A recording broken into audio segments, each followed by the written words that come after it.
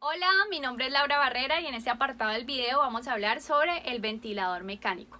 Pero antes de hablar del ventilador mecánico, de sus partes y las modalidades ventilatorias, es importante resaltar o aclarar qué es la ventilación mecánica.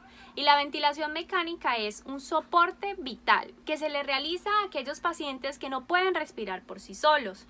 Es allí donde nace la pregunta, ¿a quién ventilamos? Vamos a ventilar a aquellos pacientes que tengan una PAFI inferior de 150. Recuerden que estamos hablando de adultos. Si en caso tal tuviéramos un adulto mayor, pensemos en ventilar a este adulto mayor cuando tenga una PAFI de 200 o inferior a 200. ¿Y qué es la PAFI? Bueno, la PAFI es la relación de la presión de oxígeno en sangre sobre la fracción inspiratoria de oxígeno, conocida como la FiO2. ¿Y cuáles son sus valores normales? Bueno, la presión de oxígeno en sangre tiene un valor normal de 75 a 100 milímetros de mercurio. Y la FiO2, si el paciente o la persona está como nosotros, al ambiente, tendría un FiO2 del 21%. Si el paciente tuviera, en caso tal, una cánula nasal, tuviera un FiO2 del 30%. Si el paciente tuviera un sistema Venturi, va a tener un FiO2 del 50%. Y si en caso tal, el paciente tiene una cámara de no reanimación, va a tener un FiO2 del 90 al 100%.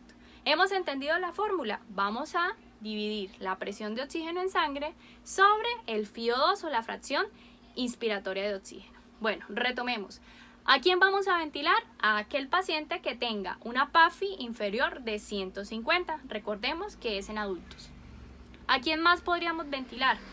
A un paciente que tenga 30 respiraciones por minuto o más. Es importante considerar que si un paciente está taquipneico, va a respirar muy rápido, sus músculos de la respiración se van a cansar y este paciente no me va a realizar ese intercambio gaseoso ni va a tener ese oxígeno en sangre que su organismo necesita.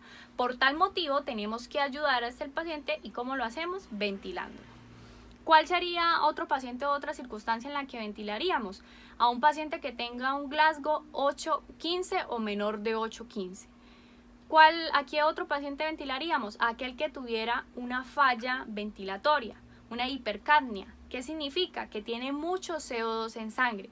¿Y cómo sé que tiene mucho CO2 en sangre? Cuando está mayor de 50. ¿Y cuáles son los valores normales del CO2 en sangre? Los valores normales son de 35 a 45 milímetros de mercurio y esto también me lo da los gases arteriales. ¿A quién más vamos a ventilar? A aquel paciente que a pesar de todas las maniobras que hemos realizado o las ayudas, como por ejemplo una cánula nasal de alto flujo, por ejemplo de 60 litros de oxígeno por minuto, y el paciente a cabo de 2 horas no se ha estabilizado, tenemos que pensar en ventilar a este paciente de inmediato.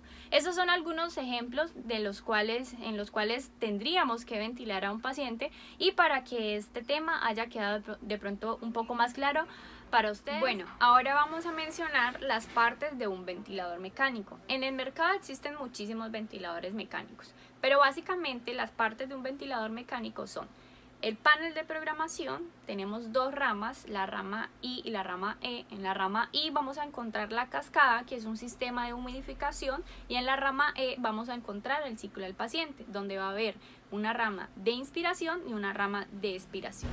Existen unas modalidades ventilatorias. Iniciamos con las convencionales. La primera es la ventilación asistida controlada, ACV, la segunda es la ventilación mandatoria intermitente sincronizada, la SIN, y la tercera es la ventilación con presión de soporte, conocida como PSP. Tenemos unas modalidades ventilatorias alternativas. La primera es ventilación controlada a presión, la segunda es ventilación con relación inspiración-expiración invertida, la tercera es hipercapnia permisiva, la cuarta es ventilación mandatoria a minuto, la quinta es ventilación con liberación de presión, la sexta presión bifásica positiva en la vía aérea y la séptima y última ventilación de alta frecuencia.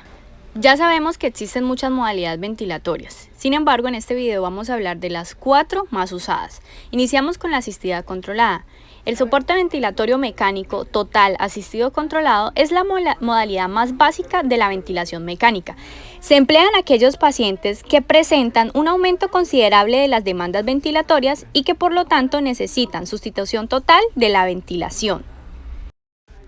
La segunda modalidad es la ventilación con presión de soporte, conocida como la PSB.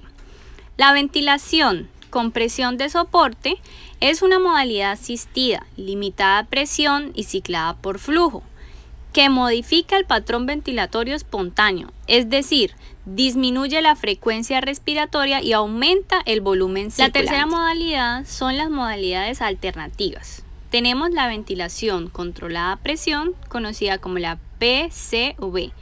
La ventilación controlada a presión se propone con la finalidad de limitar la presión alveolar.